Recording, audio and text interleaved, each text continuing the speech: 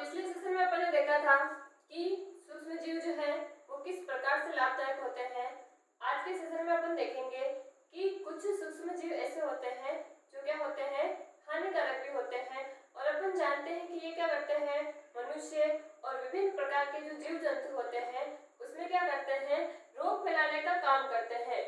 इसी आधार पर अपन देखेंगे कि रोगजनक यानी कि जो भी रोगाणु, जीवाणु है, कवक है, ये क्या करेंगे, रोग फैलाएंगे, तो इनको अपन बोलते हैं रोगजनक, यानी कि इसको अपन बोलेंगे पैथोजन। अब पैथोजन में क्या हो सकता है, कोई जीवाणु हो सकता है, कवक हो सकता है, वायरस हो सकता है, कोई प्रोटोजोआ हो सकता है या कोई कृमि भी हो सकता है। फिर बात करते हैं रोगवाहक। एक्चुअली क्या होते हैं, जो नॉर्मल स्टूडेंट्स होते हैं जिनके बेसिक्स कंप्लीट नहीं होते हैं, वो क्या सोचते हैं, वो रोगवाहक को क्या समझ लेते हैं, रोगजनक समझ लेते हैं। वास्तव में रोगजनक जिसके कारण रोग होता है और रोगवाहक क्या होता है, वेक्टर, यानी कि जो रोगजनक को या पैथोजन को एक स्थान से दूसरे स्थान पर ले जाने का कार्य करता है। जिसमें क्या हो सकता है, घरेलू मक्खी हो सकती है, मच्छर हो सकता है या कोई अन्य जीव जंतु हो सकता है। तो ये क्या करता है, वाहन का काम करता है। इसीलिए अपन को क्या बोलते हैं, इसको रोगवाहक बोलते हैं। जैसे कि रोगवाहक के सबसे अच्छे उदाहरण है, पहला है मादा एनाफिलिस मच्छर।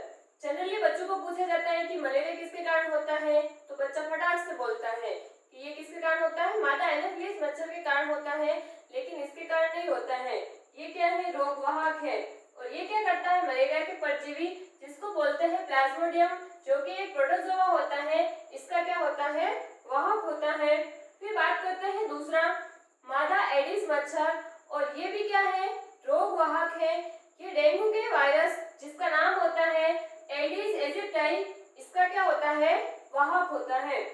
फिर यहाँ से आपको ये पता चल रहा होगा कि सूक्ष्मजीव जो होते हैं ये क्या होते हैं, हानिकारक भी होते हैं।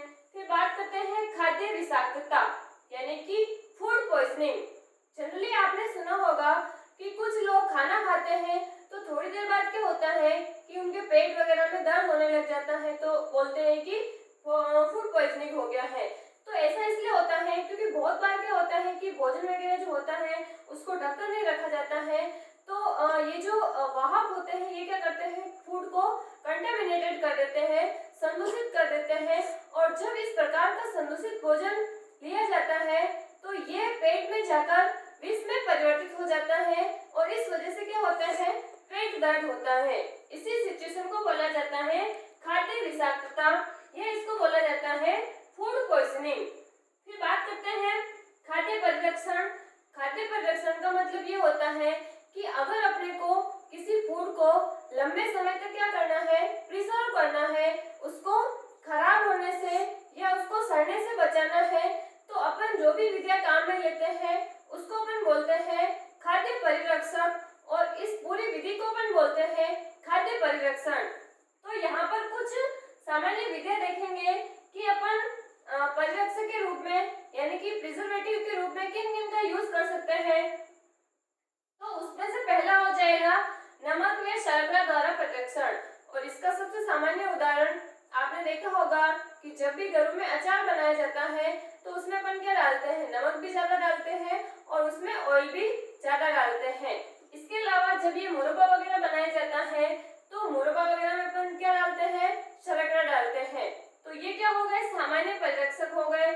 फिर बात करते हैं कुछ पदार्थ ऐसे होते हैं जिनको गर्म और ठंडा करके भी क्या किया जा सकता है, कुछ लंबे समय तक प्रिजर्व किया जा सकता है।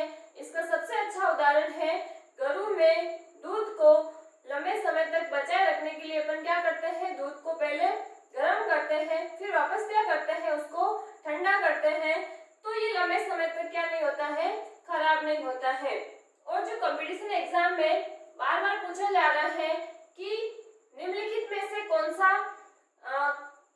खाद्य परिरक्षक है, उसका बार बार उदाहरण पूछा जा रहा है। और दो उदाहरण आपको याद रखते हैं, उसमें से पहला है